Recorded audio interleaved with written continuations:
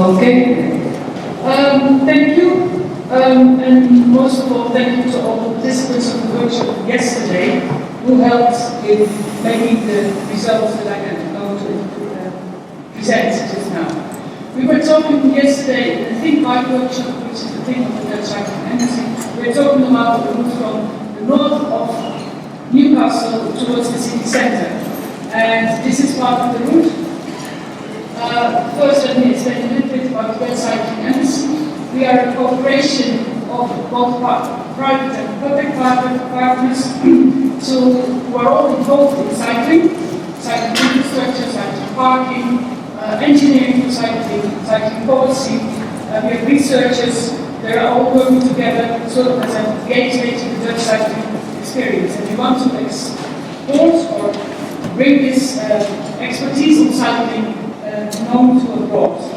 The idea behind this is that the Netherlands have started very early to improve the facilities for cycling. The reasons for that you all know. Cycling is very good for the city, clean, healthy, etc., etc. It saves space in the city, and also it saves a lot of time, because at traffic light in particular, cycling is way more efficient than cars are. So if you want to have your city accessible, mobile, and at the same time livable and healthy, cycling is a very good option.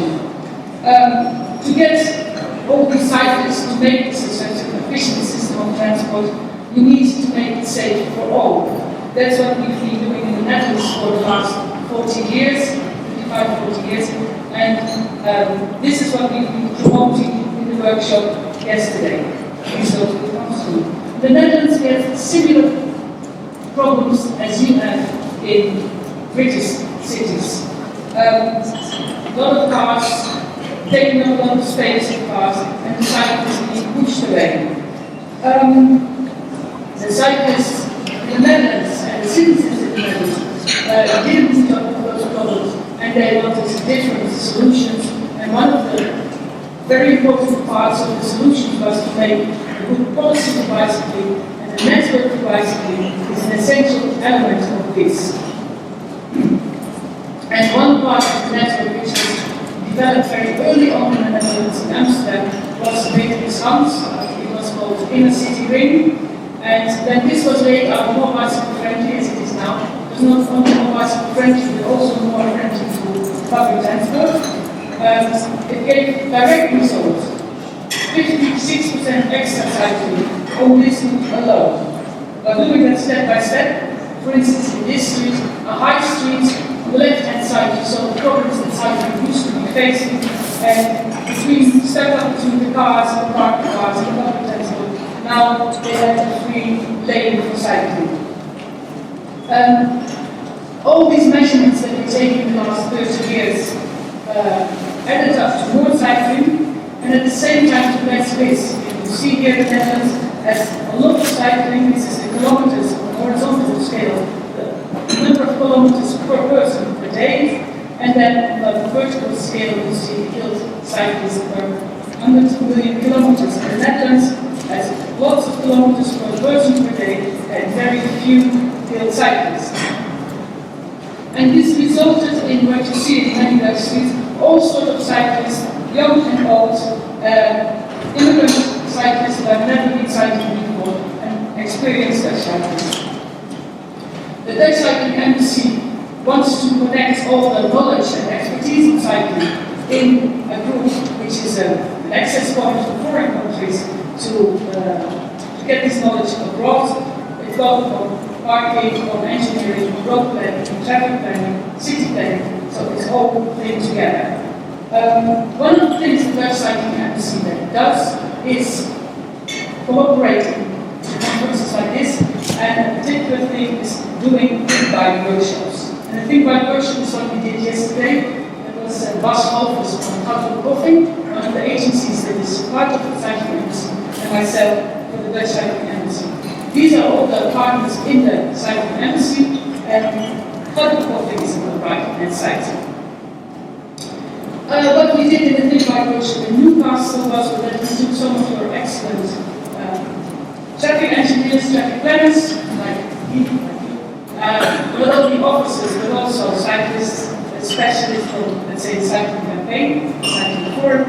We took them to the site, which we were going to investigate, and we took them in the drawing, let them draw their plans and their ideas of how to implement the Dutch principles to the local situation.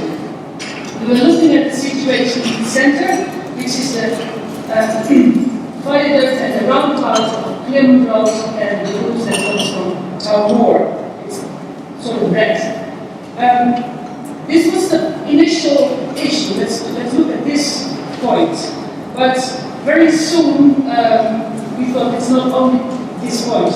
There are problems at this point, but the challenge is to make the whole route a good thing. Route from the city, from the people where people come from, to the place where they want to go.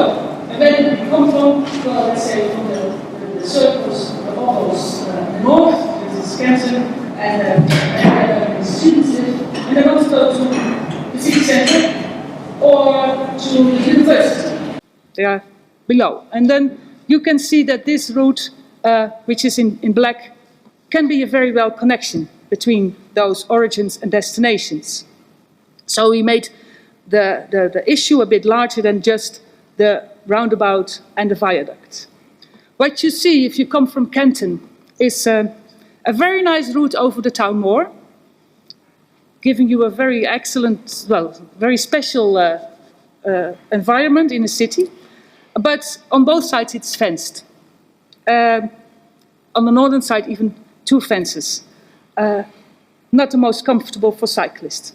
But cyclists do come. Then they come through the fence, they enter over the viaduct, the top left picture.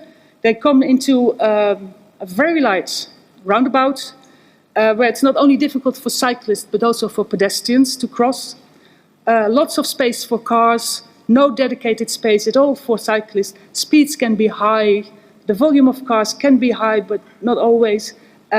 No good position for cyclists. And nobody knows actually that it's cyclists. Well, there are cyclists, but most of them are the young and capable ones, the strong ones that you see on the right-hand side. If you look left and right, if you go over the viaduct, you see this. This is the A167. The slip road to the right, running up to the viaduct, is actually the slip road. It's sort of like a rat run. People coming from the A167, they want to avoid the traffic jam on that street. They go off the road and they take the viaduct and the roundabout, Clermont Road, towards the city centre. So, is it what you want? This guy is standing it. We don't see only these sorts of cyclists, but we saw one like this. One cyclist with a child. So he's very capable, but a bit risky to cycle there, especially with a child. But we saw more cyclists because there's so many destinations. If you go a bit further, you will see the first buildings of the university, another large roundabout with lots of space for cars, Clermont Road, further on, going through the university. There's a destination for cyclists. There's even a bicycle parking underneath the overpass of the city. And well, the whole university, of course, is a destination for cyclists. Going into the workshop, and this picture is not well for you, it's quite okay. We divided the group of traffic engineers and traffic specialists from the city into 5 groups. They all thought of plans, and one of the groups was taking a wide perspective. They say, we can look at this point, but we want to look at a wider perspective. And basically, all groups came to that conclusion. It's not only this point, because if you talk about this one, it has to do with the traffic. You want to get less car traffic on this one, then it means you need to redirect them to other entrances and exits of the mode. It can be done, but not in a one-day workshop. So we made some sketches, and in this one it says that you can have the center crossing of the motorway, which we are going to look at, but also don't forget, maybe you could build a new bridge for cars more to the west, or you can make better facilities at the connection that is already there more to the east, which is this direction, this connection. Lots of cyclists use it, lots of pedestrians use it, only it's a steep underpass under the motorway with steep slopes going to it, and if you improve that one, you also have good effect. Cyclists do know it, they know, and even they take shortcuts over the grass to reach that connection. An important question, so we go back to the roundabout and the viaduct. An important question, not only here but at many points, is where does the city start? Cars have been on the motorway, they are using this stretch of road as a rat run and to get to their destination. But if we look from the city perspective, where does it start? Where can you expect to be on a city level? What we decided in the workshop was, all the teams agreed on that, it's because Townmoor and Kenton are so good places to go for cyclists and pedestrians, we should say that the city goes on over the viaduct towards Townmoor. So that means that you have to do things to reduce the volume of cars and the speed of cars before they enter the viaduct. And that means making, for instance, the crossing at the top, where the cars come off the slip road, making it, for instance, on a platform, an elevated platform, to reduce the speed, to make the curbs more slow, and also to make more space for bicycles, and the roundabout in the south of the junction, make it smaller by widening up, for instance, the center of the roundabout. So then you make it more clear that you are in a city environment where the speed is to be low and the cyclists are there and pedestrians are there. That means you improve this one, the roundabout which is so wide, and you will reduce the number of traffic that comes off the A167. Well, they have to queue up in the line, or they can find another thing. If they know that they can also go by bike and the bike facility is better, maybe part of the people that are sitting now in the traffic jam will think about it, okay, why not take the bike route? This is going to be, if the bike route is better, then I can leave my car, I don't need to wait in the traffic jam, and I can go by bike, safely and pleasantly. Another question for the workshop was, is a cyclist a vehicle or a pedestrian? This is a thing not only on this road, but in many places in Newcastle and around the UK, that the question is not clearly answered. Is it cyclist a vehicle or a pedestrian? In the workshop there came a very clear answer. The cyclist is a vehicle, but it's a vulnerable one, so it needs extra protection. It's not a pedestrian, and when you mix with the pedestrians, you have to take into account that the pedestrian is the more vulnerable one. So you have to slow down the cyclist then. For the route which we are going to think about, the part on Townmoor is mixing cyclists and pedestrians. So maybe you should take some more space if the numbers of cycling are growing. On the rest of the route, we said no, cyclists can be on road, more or less, on a segregated bicycle track, on a lane, or on a hybrid track. Because pictures like you see on the right-hand side, where cyclists are using the sidewalk, that's not the things you want. Here you are playing cyclists against pedestrians, and that's not what you want. Then you mix two things and get the worst of the both. The same you see at the crossings here. Very often there will be cyclists and pedestrians together at the crossing near here, close by, where you could have a segregated crossing. The thing you see it's vehicle or a pedestrian, you see it in more places in Newcastle. For instance, this one, where there's a very narrow track for cyclists and pedestrians together. And compared to the space that is dedicated to the car, it's just not fair in a way. To give pedestrians less space in favor of cyclists, and the cars can run as they please. So this is a reallocation of space had to be made here. Not easy, but that's a thing that you should look for the future. The roundabout and the place of the cyclist in the street has more good things to it. For instance, if you make a clear space for cyclists on the street, and it is here designed on the viaduct, but you could have it all the way through on Claremont Road, going all the way to the connection here, through the park then. You make it more clear that you can expect cyclists there. At the same time, you reduce the space for cars, and that will slow down the cars. And cyclists are more visible, and they know they have a continuous route. So by making either in markings or in an elevated cycle track, you can make more space for cyclists. You have to take away space from cars. So the photo where two cars are next to each other, you should get rid of that. But that is also tightening down. And if you get rid of the red run, that is happening here, you can do that.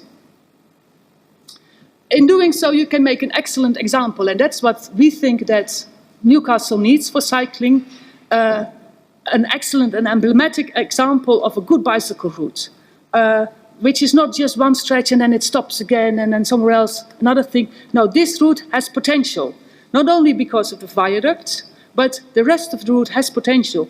There is Claremont Road, the number of cars can be reduced. There are actually plans for that. If you come to this is the top photo is close to where we are now. You have a bike path and a pedestrian route through the park. It's not so difficult to make it a bit wider and to make it clear which is for cyclists and which is for pedestrians. To make the Toucan crossing, maybe more space for everybody. And if you go on, then you have Dobson Road. I forgot the name already. It's Dobson Road, eh? John Dobson Street. If you go through the park towards Dobson Street and then you come really to the city centre, Dobson Street is going to be redeveloped anyway. So here's another opportunity to make this whole route an excellent example. And not only an excellent example, it should also be an icon for Newcastle and for cycling in Newcastle. We had an example like this in Amsterdam in the 1980s, late 1970s. The inner city ring, Binnenring, was developed, both in favor of cyclists and in favor of public transport, by taking out one lane of cars and one lane of parked cars. In that way, you gained so much space that there was place for a free tram lane and more safety for bicycles. Fewer cars, but they could go to another place, and they were concentrated on the routes where you can have them.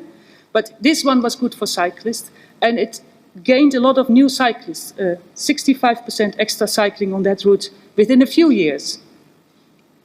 To realize something like this in the route we are talking about, you need allies, because you cannot do it. For this one in Amsterdam, there was a lot of opposition against it from the shop owners, who were afraid that they would lose customers if the cars could not come anymore.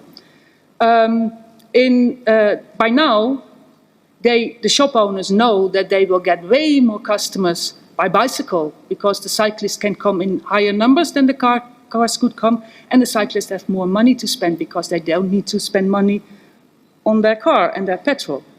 But that's not happening yet in Newcastle, so you need allies. And for instance, the bus company could be an ally. If you get fewer cars coming off the A167, so you have fewer congestion, the buses that are driving there, they could be faster. You could also give them a free lane. So then you have the bus company as an ally. The cyclist, of course, the university can be an ally. And in doing so, the whole scheme for a longer route, you can make an emblematic route. And I think it has an icon already, which is the town hall or the civic centre. It's an excellent icon. The only thing you need to do is to implement it and to find an excellent name for it. Like Inner City Ring, or maybe here you have Hadrian's Way, which is not this one, but it's an emblematic name. For this one, you could also find out maybe an emblematic name, so that this cyclist, and especially a young child, in 10 years' time, that he can cycle there by himself.